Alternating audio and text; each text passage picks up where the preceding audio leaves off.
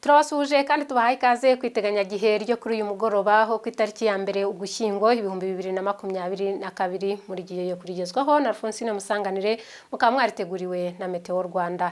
Iteganya gihe ry'uyu munsi riraganisha ku iteganya gihe ry'iminsi 10 no kuvuga hagati y'itariki ya mbere n'itariki ya 10 Ugushyingo 2022. Hagati y'aya matariki turateganya yuko mu Rwanda tuzabona imvura ndetse ikazagwa nk'imvura isanzwe iboneka muri aya matariki mu bice byinshi by'igihugu. Gusa haraho iziyongera kurusha ahandi. Aho iziyongera kurusha ahandi ni mu majyaruguru y'igihugu ndetse no mu burengerazuba bwaho. Iyi mvura iteganijwe izaba iri hagati ya milimetero 20 na milimetero 100, gusa aho iteganijwe kuba nyinshi izaba iri hagati ya milimetero 80 na milimetero 100. Naho aho iteganijwe kugabanuka izaba iri hagati ya milimetero 20 na milimetero 40, aho akaba ari mu burasirazuba bw'igihugu, cyane cyane mu burasirazuba bw'akarere ka Nyagatare, Gatsibo, Kayonza n'igice kinini cy'akarere ka Kirehe ndetse na Bugesera.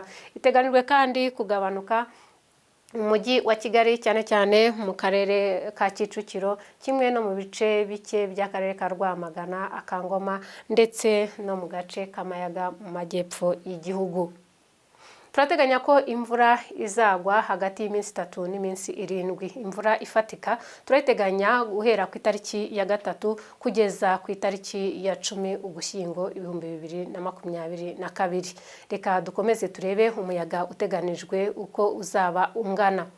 Hateganijwe ko tuzagira umuyaga uzaba uri hagati ya metero 4 na metero 8 ku isegonda, no kuvuga umuyaga uringaniye ariko ushyira umuyaga mwinshi. Ibice byinshi rero by'igihugu nk'uko iri bara ry'umuhondo ribigaragaza, bikaba biteganijwe kuzagira umuyaga uzaba ari mwinshi.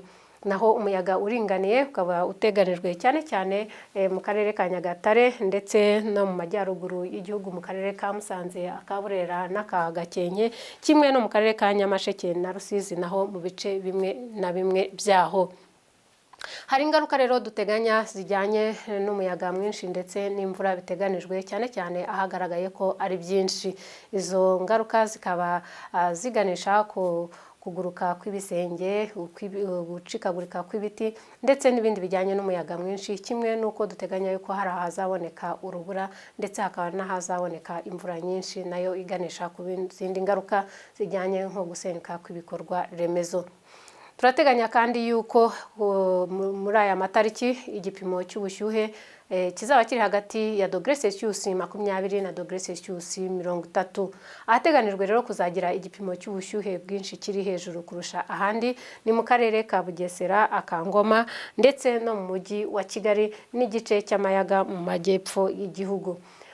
Ubushyuhe bwinshi kandi buteganijwe mu burasirazuba bw'akarere ka Gatsibo ndetse no mu majyaruguru y'akarere ka Kayonza, kimwe n'igice gito cy'amajyepfo y'Iburasirazuba mu karere ka Kirehe.